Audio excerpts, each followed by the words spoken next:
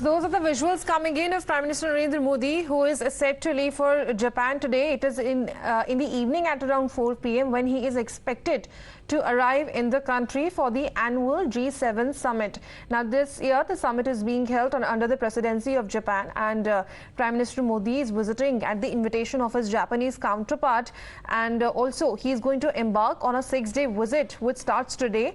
Later on, he is also going to visit Australia and other countries after Japan, wherein also expected to hold crucial meetings.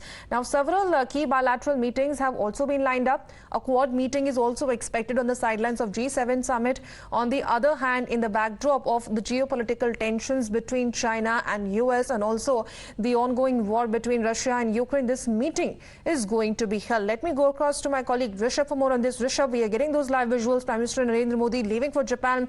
Many crucial meetings lined up ahead as far as his tour is concerned.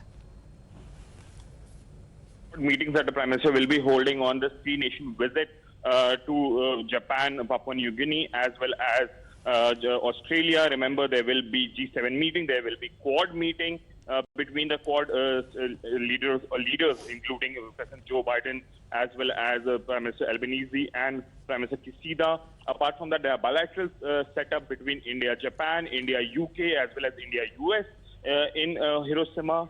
And then there will be all-important meetings of G7, where India is invited as guest country, and nuclear disarmament will be the major... Right. Rishabh, sorry for interrupting in between. Let me also go across to Srinjoy, who is joining us over the phone line. Good morning, Srinjoy.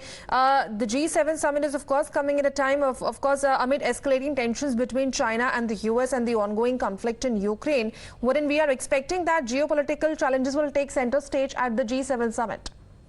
Undoubtedly, the first thing that has to be remembered is the Quad meeting will take place in Hiroshima. And that's particularly important because Biden has decided not to do it in Australia because he has to go back for domestic reasons. The Quad meeting is the way forward in the ways of dealing with China. That's really the first thing.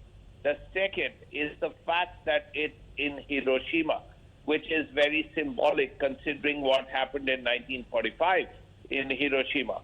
And the West and India are aware of China's plans to increase its nuclear potential, build more nuclear weapons, modernize more nuclear weapons. China has, according to estimates, about 380.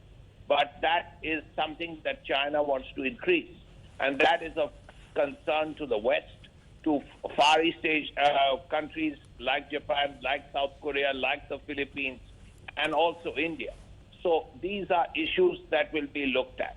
Besides that, there will be important things that the Quad and the G7 will have to look at. One, what kind of damage to the world's economy has the war in the Ukraine caused? That has caused enormous trouble to countries of the South, particularly because of rising food prices, rising fertilizer prices, rising fuel prices. These are things that will have to be looked at. Apart from that, there are issues that relate to modernity, like AI, like quantum computing, things like that. These issues may also come up during discussions because the world has to look at these issues, the world has to deal with these issues. Also importantly, G7 is about the 7 richest countries, 7 of the most developed countries of the world. They will also have to look at how to reach out to countries that are not as privileged and not as successful as yet. Yet they will have to do it in a way so that these problems that the South is currently facing are sorted out. And finally, the biggest challenge, I think, not just for G7 countries, but the entire world, all 195 countries, is the problem of climate change. The world has warmed from 1850 to today by 1 degree centigrade or 1.1 degrees centigrade. But the effect is higher in, say, in Greenland, in Antarctica, and most worryingly for India, in the Tibetan area. So it means more flooding initially and no water later. These are things that have to be sorted out. And without the help of the West, which is actually the cause of climate change, because of industrialization from 1850 to today, the problems cannot be dealt with. So the West has to intervene and try and sort out these problems. And the immediate countries that are suffering because of it are countries like India. So India will have, and other countries will have to tell the West that, look here, you caused this problem, you have to solve it. And also needless to mention that with this coming in, because we know that the invitation was not extended to China and Russia for the summit to enjoy, the G7 nations have become increasingly aware of the need to step up cooperation with emerging and developing countries and also to forge a united front on issues such as Beijing's rising assertiveness. Yes, absolutely right. Let's not forget that it was once a G8, and the 8th country was Russia. Today, Russia is not part of the G7 for a few years and will not be, considering what is happening in the Ukraine. The G7 countries have decided to leave out Russia, which brings us to China.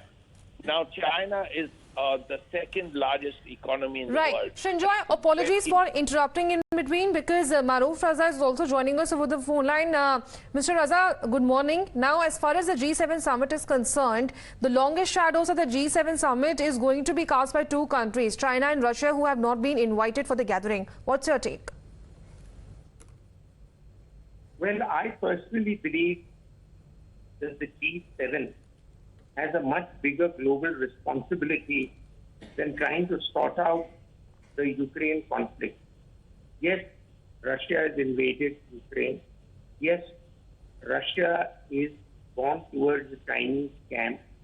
But the Chinese have also benefited from Russia's invasion of Ukraine. Now the West seems to be obsessed with trying to punish and penalize Russia, and by that yardstick, indirectly even China. But they are failing to understand that their limitations in being able to do that is not being just reflected across the world, but even many European countries who have been arm-twisted to fall in line with the West. And some of those European countries are G7 members, Germany, France, and the UK notably. They are also getting frustrated with their inability to bring Russia to heel. Now, the presence of the Indian Prime Minister as the leader of the G20 for this year will have a soothing effect on the perspective that the G7 needs to adapt for the Ukraine conflict.